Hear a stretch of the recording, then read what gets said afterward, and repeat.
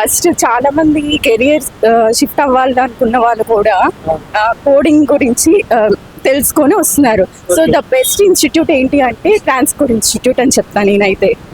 మంచి career growth ఉండాలి అంటే గనక మంచి క్లాసెస్ కావాలనుకుంటే సార్ దగ్గర మధుసూదన్ సార్ గ్రోత్ ఉంటే స్టూడెంట్స్ ఎందుకని వేరే ఇన్స్టిట్యూట్ లోకి వెళ్ళడం, వేరే కోర్స్ లో జాయిన్ అవ్వడం? జనరల్ గా ఏంటంటే ఫస్ట్ వచ్చేసి మనకి మౌత్ టాక్ అండి. ఎవరు పడితే వాళ్ళు ఎక్కడ పడితే వాళ్ళు అక్కడ అట్లా చెప్తూ వెళ్తున్నారు. So that is not correct. First మనం తెలుసుకోవాలి ఏ ఇన్స్టిట్యూట్ లో మనం జాయిన్ అవుతున్నాం, ఎవరి దగ్గర మనం మౌల్డ్ అవుతున్నాం అనేది, సబ్జెక్ట్ ఉన్న పర్సనా కాదా ఫస్ట్ తెలుసుకోవాలి. చాలా మంది ఫేక్ ఇన్స్టిట్యూట్స్ చూస్తున్నాం ఇప్పుడు. అది చాలా ఘోరం అన్నమాట. ఫీజు కట్టించుకుంటారు, ఆర్గనైజేషన్ బాగుండదు. సో కానీ చాలా వరకు కొన్ని కోచింగ్ సెంటర్ లైక్ విద్య పేరుతో వ్యాపారం చేస్తుందని నా ఒపీనియన్. దీనికి మీరేం చెప్తారు? అది కరెక్ట్ గా 100% ట్రూత్ అండి. అందులో ఏదో ఒకటి కావద్దా? ఖచ్చితంగా కాదు. ఎందుకంటే యాక్చువల్ గా ట్రాన్స్కోడ్ ఒకటే బ్రాంచ్. మధుసూదన్ సార్ చాలా బాగా చెప్తారనమాట క్లాసెస్ కానీ సబ్జెక్ట్ గురించి కానీ. He's well expertise person in every.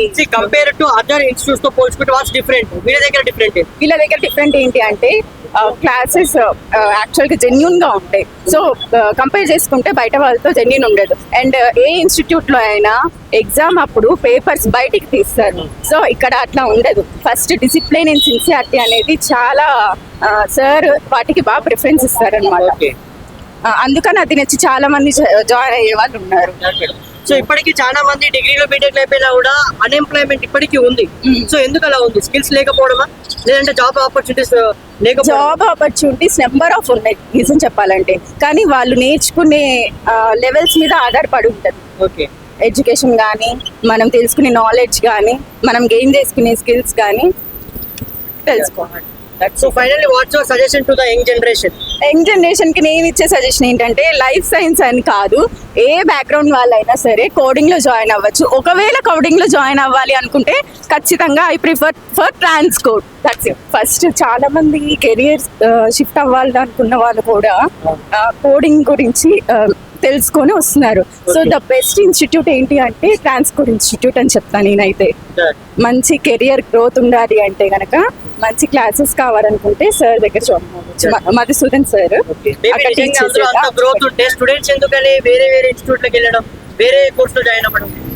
General గా ఏంటంటే ఫస్ట్ వచ్చేసి మనకి మౌత్ టాక్ అండి.